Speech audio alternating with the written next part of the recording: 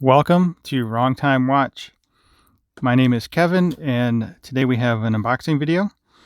This is a watch that was lent in by my friend over at the Beans and Bezels channel. You should go check out his videos if you have not already.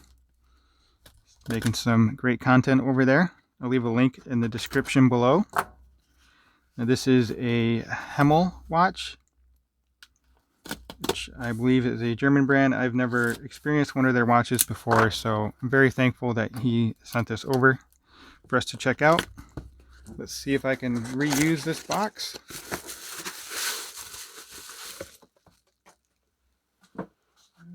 Drop some information over there. But here are some flyers of their watches. I'll leave a link to their website in the description as well. I have not, like I said, I've not experienced one of their watches before, and I'm not really all that familiar with them. So let's take a look at this thing here.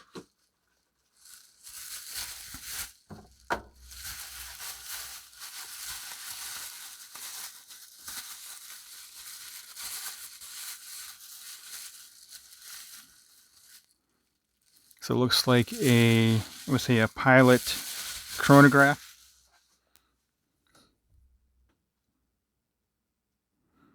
I don't see anything moving here.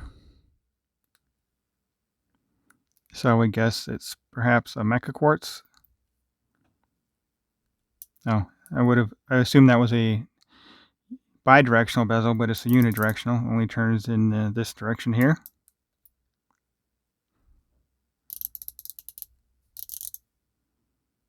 Flat crystal. I'm not sure if that has AR coating on it. I would say probably not, but I don't know. We'll look into all the specs and talk about those in the full review.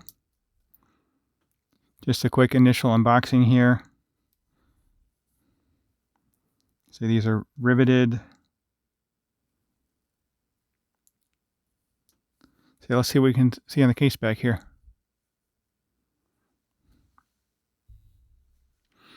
Then we'll put it on wrist and close out the video.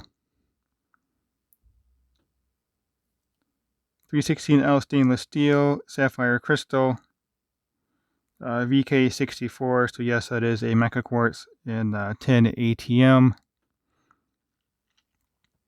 Hemel HFT20 HF series. It looks to be a genuine leather strap.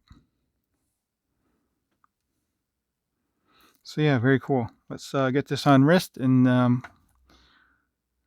close out the video here. So it is not a screw down crown. Let's stop that and it should snap back like a mechanical chronograph.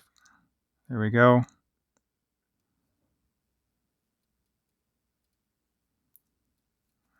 I'm not sure what that does. Perhaps there is a date in here. This may have a date wheel on the movement, but it's not cut out in the dial for that. And this is your time set position, and that's it.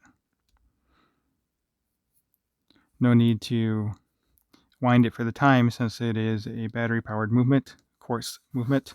I can give you some quick specs too. I have my calipers here. Some quick measurements, I should say.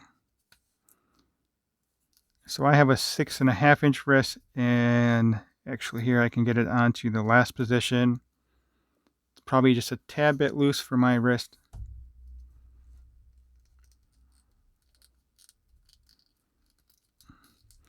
It's a very wide and thick strap here.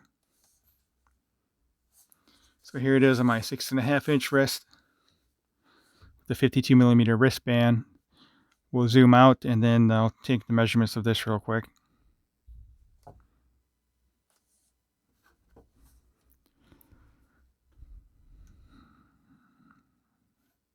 I would say it's a tad bit big for my wrist. And also, I'm not totally a fan of black colored stainless steel watches. Resin watch, yes, of course, I can handle it being black. But for whatever reason, I'm just not a fan of coated steel watches like this. So let's get this off wrist. We'll zoom back in and we'll take some quick measurements. There we go.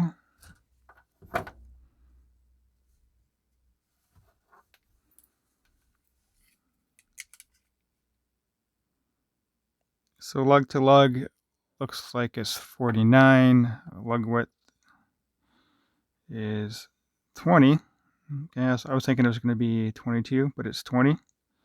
And it's straight all the way down. Same width for the strap. Let's see, diameter 42. And then thickness on this is 13.2. So it's not quite as big as what I thought it would be, but it's still a fairly large watch. So as always, thank you for watching. I'll catch you on the next video. If you have not already, please go ahead and hit that subscribe button.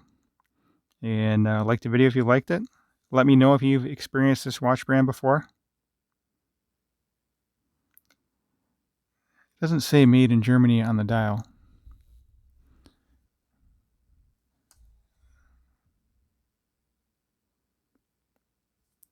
So I thought this was a German watch. Doesn't say on the case back either, but we'll get into all that in the full review. So, as always, thanks for watching, and I'll catch you on the next video.